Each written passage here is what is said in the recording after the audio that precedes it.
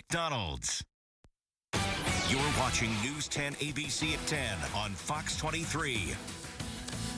A string of recent civilian deaths involving police has ignited this pretty serious conversation about the use of deadly force. High-profile cases in Baltimore, Ferguson, even here in New York, sparked riots and protests on race relations and policing tactics.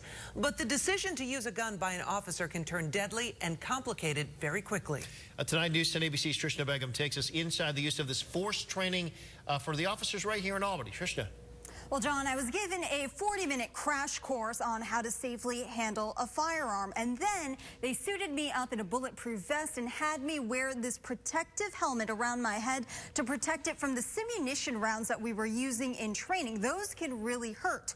All in all, it was about 30 pounds of gear. That's 2 of these weights I was running around with the entire time. Pretty heavy, all to make the scenario as real as possible. This is your body armor.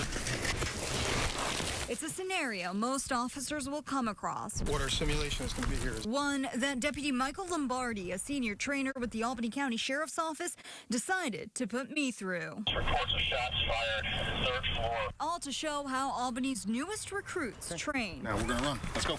With a GoPro strapped to my bulletproof vest, I took off running with Lombardi by my side, focused on the possible shooting. Go. You're no different than how a new recruit would act. One of those new recruits is Christopher Van Alstyne. During this training scenario, he was my backup officer. He's only been with the sheriff's office for less than a week now. It's not all running around chasing people down. It's interacting with the public.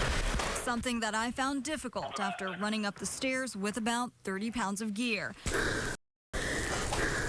How you doing, officer? Out of breath, barely able to get my words out. Heard a report of a domestic? I was so concerned about a shooter, I had my hands near the gun the entire time.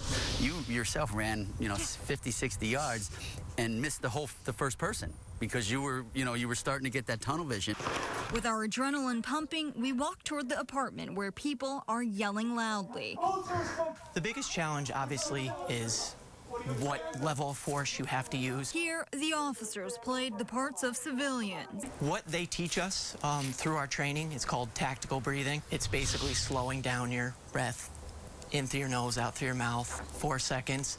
And it brings your heart rate down, which is going to make all your other senses a little more heightened. Something I didn't do. What's going on here? Instead, I walked right into an already tense situation. And to make matters more complicated, I have a taser on the left-hand side and this firearm on the right-hand side. And within a matter of seconds, I need to decide which one to pull out and use. Inside the room, here's where things go wrong. And this domestic turns deadly. Okay, this is where you froze. The man on the right pulls out what may appear to be a gun. Right then, I take mine out.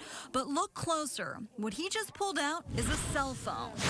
In the heat of the moment, the adrenaline's going, you start to get tunnel vision. All I could think about was who was going to shoot who. As soon as the man on the left pulls the trigger... She shot me! And because I felt threatened by the woman with the knife, I shot her too. Yeah, you shot Bernie. You shot Christina. Scenario's over. The whole encounter Oh my God. lasted 76 seconds. This is what it's like for the 3 new kids. You just put them through, what, 2 weeks ago?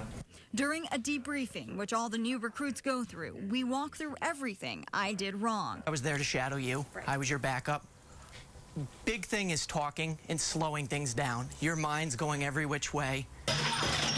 That's exactly what the sheriff wants. We want them under stress. High-intensity situations where recruits like Chris have to make decisions during those critical moments, all while building muscle memory, so Chris doesn't make the wrong move. That's my biggest fear, is having somebody, grab the wrong weapon, shoot an innocent person. Is all of that stuff kind of in the back of your mind? It is, but I knew what I signed up for, and this is what I want to do. Chris has been through a number of these reality-based training scenarios, and with each new situation, a new decision has to be made in a split second to shoot or not shoot. And it's certainly not an easy decision. Now, if you're wondering how much all of this training costs taxpayers, well, the sheriff says that his office made a one-time purchase for about $3,000 for all that gear that you saw, and that was using forfeiture assets. And new recruits go through this type of training every couple of years, and the sheriff says the big thing is he's also having the veteran officers go through this, so they're fresh up on these new scenarios.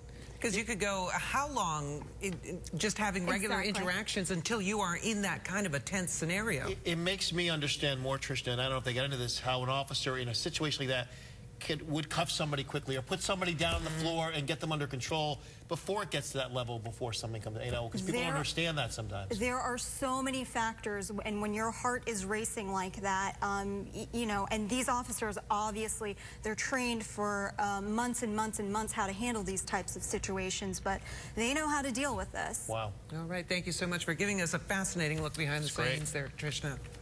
All right, still to come here on News 10 ABC on Fox 23. We've heard about the airline companies